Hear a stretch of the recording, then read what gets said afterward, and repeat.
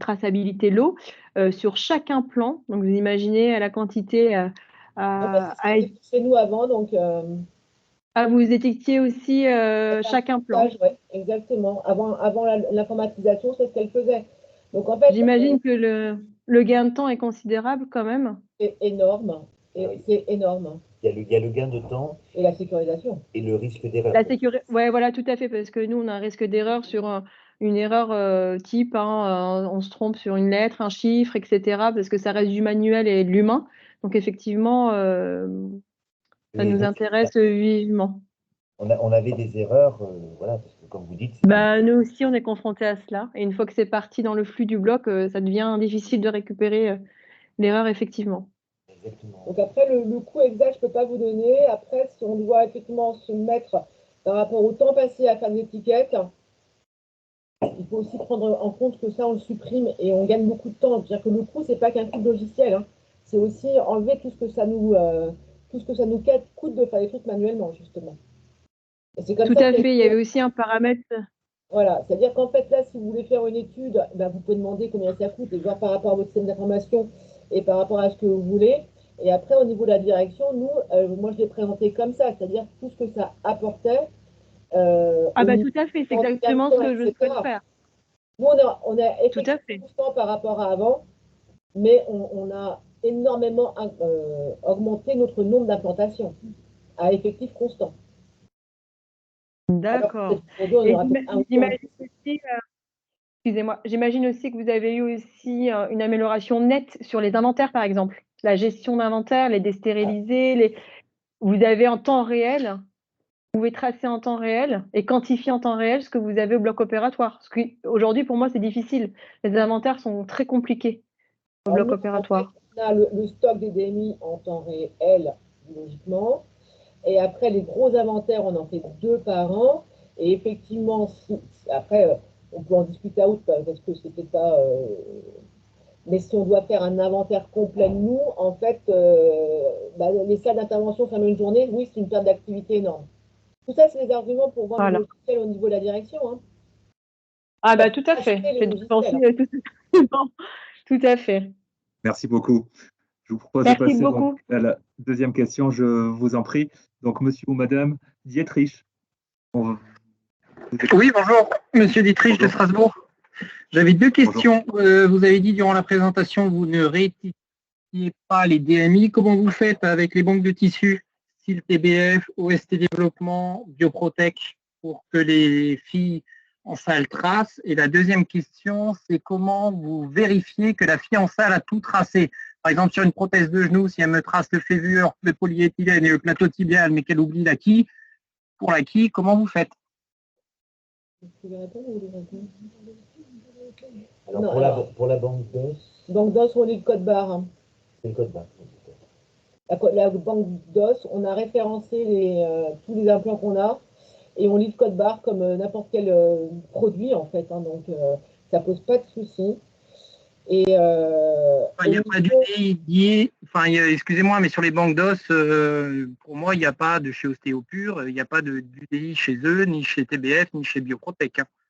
Donc vous réétiquetez forcément. On n'a aucun de cette marque, on n'a aucun au niveau de ces marques-là. Je me demande si ce n'est pas une saisie manuelle. Tu rentres dedans? Je ne suis pas certain que ce soit une lecture du code barre. Donc on vérifie sur la banque d'os, mais je crois qu'on n'a aucune de cette marque. Donc on va vérifier chez nous, mais on n'a aucun de ces produits-là. Mais après, s'il n'y a pas de code barre, en fait, l'IDE en salle a possibilité de chercher sur la tablette le produit et de rentrer manuellement. De rentrer manuellement. Donc, faut-il encore qu'il soit créé. Mais voilà, c'est une alternative, il n'y a pas de code barre. Ok, pour la deuxième question, pour une prothèse de genou, si elle oublie de doucher la quille, comment vous faites? On a un pré-paramétrage aussi sur nos implants, c'est-à-dire que pour chaque type d'intervention, on a paramétré les gammes opératoires et pour chaque type d'intervention, on en a certaines qui sont en validation automatique, d'autres qui sont avec contrôle du cadre du bloc en plus des pharmaciens. Et on a pré-paramétré en disant que pour une prothèse de genou, il fallait tant d'implants. Pour une prothèse de hanche, il fallait tant d'implants. Et si on n'est pas dans les clous, il y a un message d'alerte pour l'infirmière de salle qui lui dit vous avez bipé que 2 implants, il nous en faut 3. Est-ce que c'est bien ça? Et elle valide ou pas? Merci beaucoup. Attendez, je voudrais juste rajouter quelque chose. Vous m'entendez encore? Oui. Oui. Oui, parce qu'il y a donc l'infirmière qui va biper les implants, enfin tout ce qui lui passe entre les mains en salle d'intervention. Et après, chaque intervention fait l'objet d'une validation par le cadre du bloc. Et les préparateurs. Préparateur plus 15. Ouais. Oui, et préparateur. Ceux qu'on a validés, ceux qu'on a paramétrés. Qui vérifie, il y a une validation dans ScanDM, là, qui est donc une validation de l'intervention pour vérifier que, par exemple, il n'y a pas de choses aberrantes au niveau de la traçabilité des implants pour une prothèse de genou. Et une fois que c'est validé, ça part en renouvellement à la pharmacie. C'est aussi un moyen de contrôle, en fait. Tout ce qui n'a pas été mis en validation automatique, c'est pas système. Et moi, une prothèse qui fait 4 implants, celle qui a mis 4 implants, ça part directement chez le préparateur. On a fait un peu paramétrage. Ouais. Merci beaucoup. On peut passer à la question suivante, si vous en êtes d'accord. Merci. Donc, je passe la parole à monsieur Johan Jules. Merci beaucoup. On va vous donner le micro. Bonjour, monsieur Banyuls, à l'hôpital américain. Je voulais savoir si pour justement sécuriser la traçabilité et surtout vos stocks directement au bloc, vous aviez envisagé la solution RFID et est-ce que vous avez connaissance éventuellement de comment intégrer cette solution-là avec ScanDM? Rappelez-moi ce que c'est la solution RFID, pardon. Et du coup, des puces RFID qui sont collées directement sur les implants à réception. Vous stockez vos implants dans des armoires qui font des inventaires instantanés à chaque ouverture et fermeture. Et cette solution permet de recevoir une alerte sous 24 heures, 24 heures ou 48 heures, si vous n'avez pas justifié de l'absence de votre produit via une traçabilité de pause. Oui. Alors, non, effectivement, on n'a pas ce système-là d'armoire, parce qu'il y a la puce et puis ça fonctionne avec l'armoire. Nous, on n'a pas ce système-là et on n'a pas pour l'instant prévu de le mettre en place. Okay. Pour une raison de coût. Hein, mais du coup, voilà, ça répond partiellement avec la question d'avant, puisque si on peut paramétrer le nombre d'implants attendus, déjà, ça permet de limiter les risques d'oubli. Oui, on a une barrière déjà. Oui, ce qui est déjà pas mal. OK. Merci beaucoup. Merci à vous.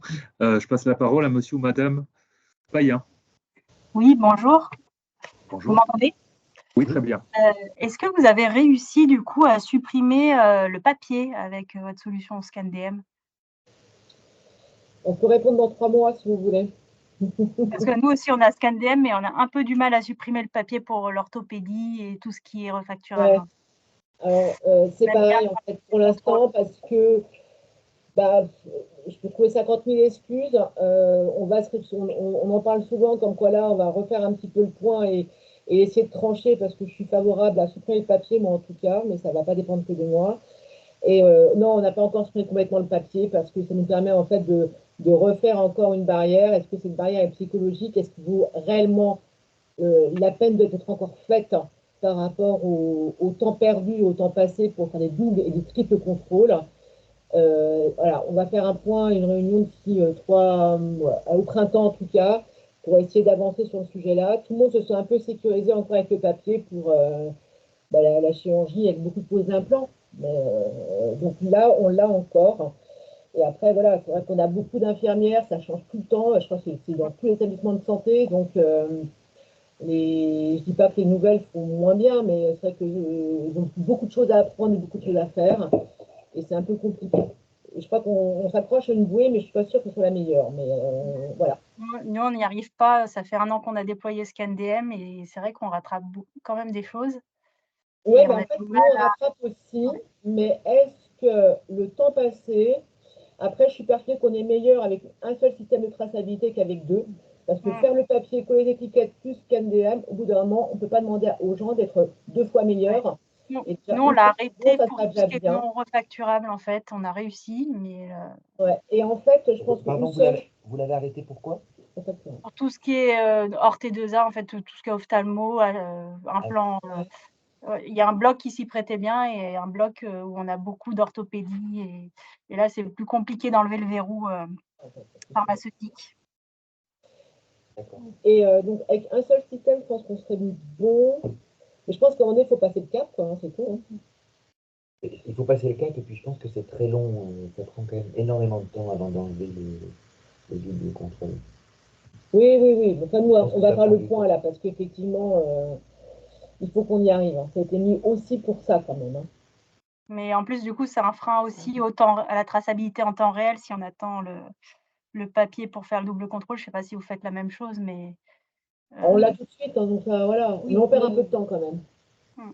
Voilà, Oui, c'est fait rapidement comme l'information dans le surface.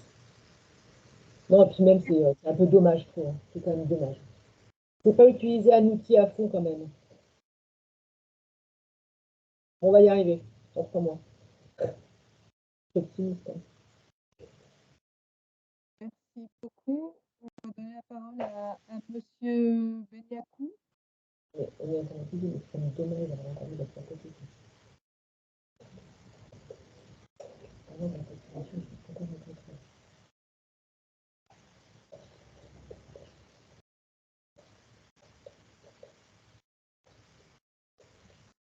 Beniakou, normalement, vous activez votre micro. Oh oui, bonjour. Voilà, parfait. Voilà, On vous super. entend. Bonjour. Bonjour. Je me permets juste de voir avec vous la pharmacie du pôle santé sud au Mans.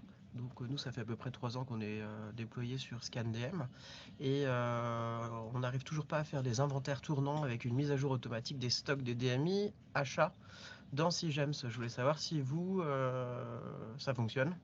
Non. D'accord. Non, nous, on fait c'est-à-dire qu'on fait l'inventaire avec Itrace, D'accord.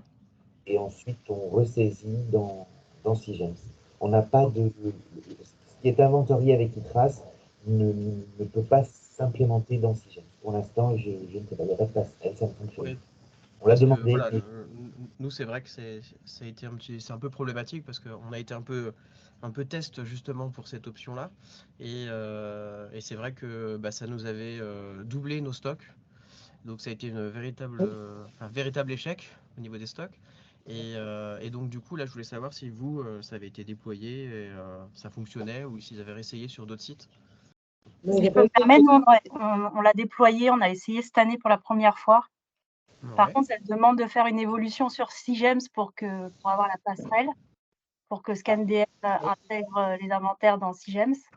d'accord. Mais c'est pas parfait parce que, par exemple, quand il y a un article qui n'est pas retrouvé quand on scanne par ScanDM, il faut penser à décocher les lots qu'on n'a pas trouvés quand même. Ça se fait pas automatiquement, donc c'est quand même. Oui, parce que par défaut il les laisse en stock, c'est ça je crois. Ouais, voilà. Par contre, ça rajoute les lots qui sont trouvés et qui sont pas attendus dans Sigems.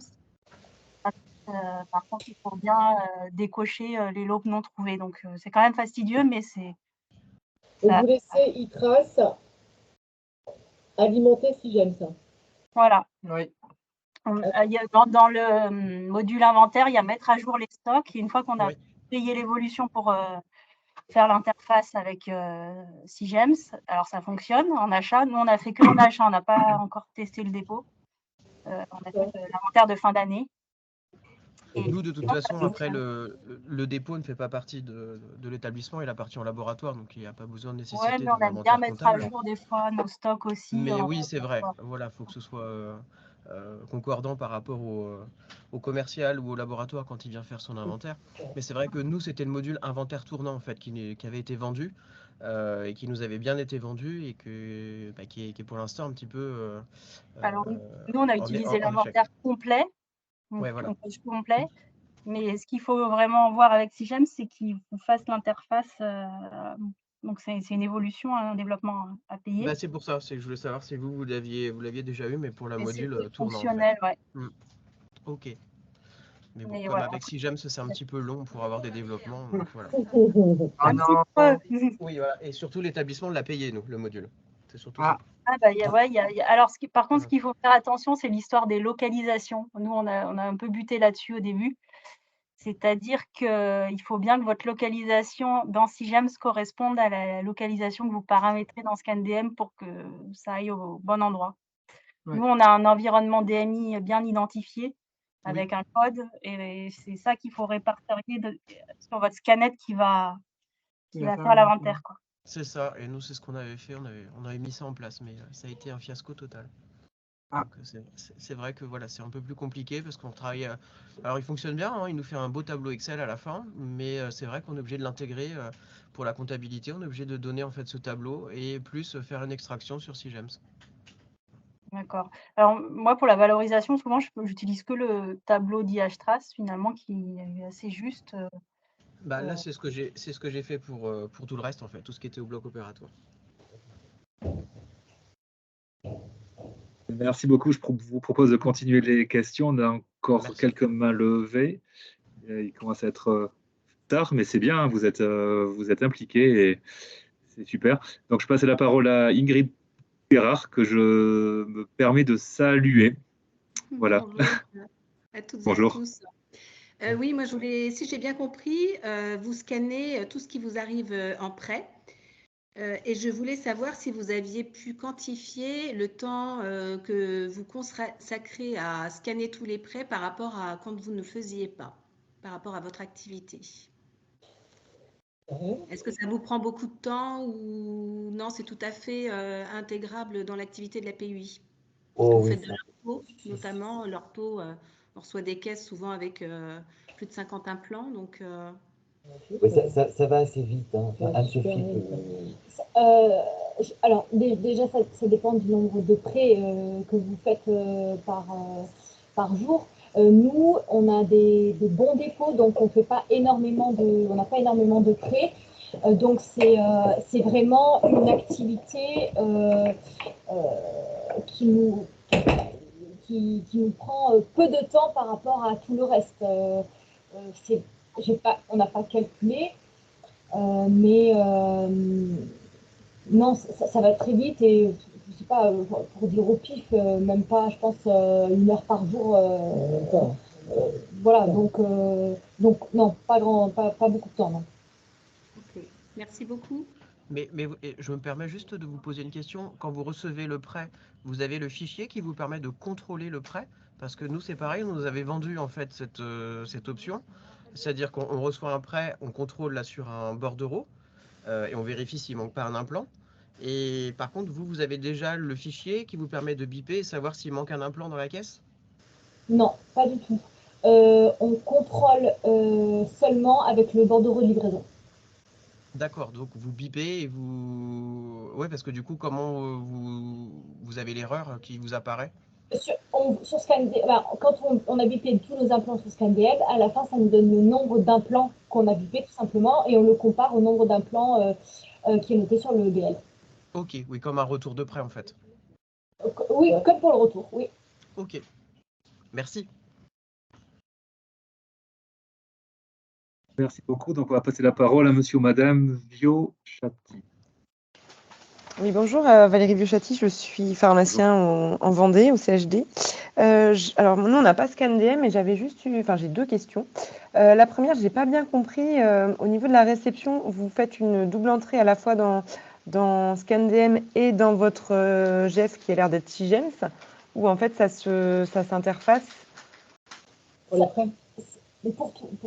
Enfin, non, pour les dépôts et les achats, je pense. Oui, pour les dépôts permanents, les achats. Normal. Alors non, on réceptionne seulement dans iTrace et ça remonte en fait dans notre logiciel de gestion de stock SIGEMS. Donc on ne réceptionne qu'une seule fois. D'accord, très bien. Et j'avais une deuxième question vis-à-vis de ce qui remonte en fait dans le dossier patient informatisé.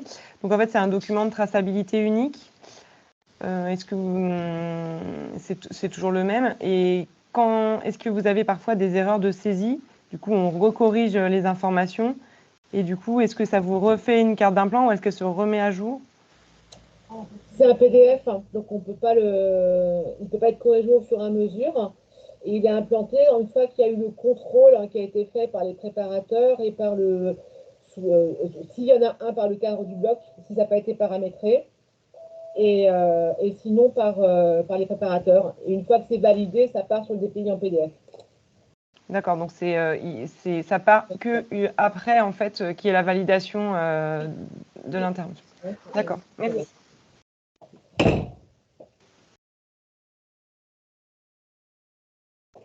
Merci beaucoup. Alors, je pense que ça sera la dernière question. En tout cas, il reste une seule main levée. Donc, monsieur ou madame Loiseau.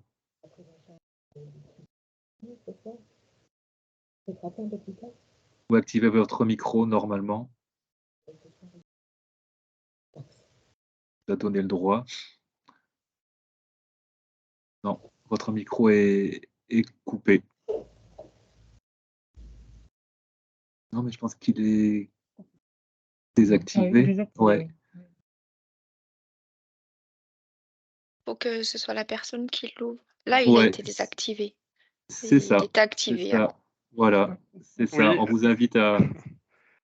Bonjour Antoine, c'est Étienne Dubourdieu. Je ne sais pas Bonjour, si vous Étienne. n'êtes pas trompé. Écoute...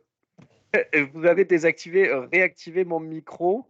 Et du coup, je me demandais si vous n'aviez pas interverti avec monsieur ou madame Loiseau. Alors, j'ai vu que tu avais la main levée, mais elle était rabaissée. Donc, bref. Oui, en fait, ouais, donc moi j'avais une question. Alors, je m'excuse, je suis pharmacien, mais je ne travaille pas dans un établissement de santé. Donc, c'est pour ça j'hésitais à poser la question. Je travaille chez FAST, donc on gère des référentiels, les référentiels CIO-DC, CIO-DM. Moi, je me posais la question de par rapport à votre fonctionnement polyclinique Bordeaux-Nord-Aquitaine, qu'est-ce qui se passe lorsque vous réceptionnez un DM qui vient d'être référencé, c'est-à-dire vous n'avez jamais scanné le code GTIN qui se trouve dans le code barre apposé sur ce DM. Est-ce que la première fois que vous allez le scanner, votre logiciel IHTrace, il vous propose d'emblée une correspondance avec la fiche que vous avez créée, ou est-ce que vous devez faire manuellement l'appairage, comme le décrivait la pharmacienne des HCL. Je ne sais pas si ma question est claire ou pas. Non, ça le reconnaît. Si le logiciel n'a jamais rencontré ce DM et qu'on ne l'a pas créé dans la base de données, il ne le reconnaît pas. Il faut qu'on le crée. Alors, si vous l'avez créé, alors peut-être si vous l'avez, supposons que vous l'ayez créé, mais est-ce qu'en gros, c'est vous qui appairez la fiche la première fois avec le code GTIN, ou est-ce que ça, c'est déjà réalisé dans IHTrace ou dans une autre base que vous utiliseriez? Alors, on n'a pas d'autre base. D'accord. On n'a pas d'autre base. Je suis en train de réfléchir à la... On a une possibilité... Oui, mais ça ne se fait pas automatiquement. Il faut qu'on fasse une petite manip dans IHTrace pour le... Comment on appelle ça? Pour les associés. Ok, donc c'est vous qui faites l'appairage dans IHTrace la première fois. Oui. C'est-à-dire qu'il va nous proposer, si vous voulez, il va nous proposer des références approchantes et qu'il a lui-même trouvé dans notre logiciel de gestion de stock, et il va nous demander si c'est ça ou pas. Et puis nous, on va dire OK, et en fait, on les associe. Mais ça demande une manipulation manuelle. Oui, ça vous demande de rechercher manuellement la fiche du produit qui correspond à ce que vous avez entre les mains, quoi. Exactement. D'accord, ok. Très bien. Merci. Je vous en prie. Merci. Et donc, on va essayer de repasser la parole à monsieur ou madame Loiseau, si il ou elle active son micro. Non. Il faut que vous activiez votre micro. Désolée, je vais vous abandonner parce que j'ai une consultation ce matin. Merci beaucoup, un grand merci, docteur de Lyon. Et de toute façon, je pense qu'on va clôturer cet atelier. Sauf si... Bonne soirée. Je ne crois pas. Merci beaucoup. Non. Écoutez, en l'absence de questions supplémentaires, je vous propose de mettre fin à cet atelier. Un grand merci encore aux intervenants de la Polyclinique Bordeaux-Nord-Aquitaine, un grand merci. Et puis un merci à l'ensemble des participants à ce webinaire. Et donc, je vous donne rendez-vous lors du prochain webinaire. Merci. Bien, merci. Au revoir. Merci Allomédite et merci pour ce retour d'expérience. Au revoir. Au revoir. Au revoir. Au revoir.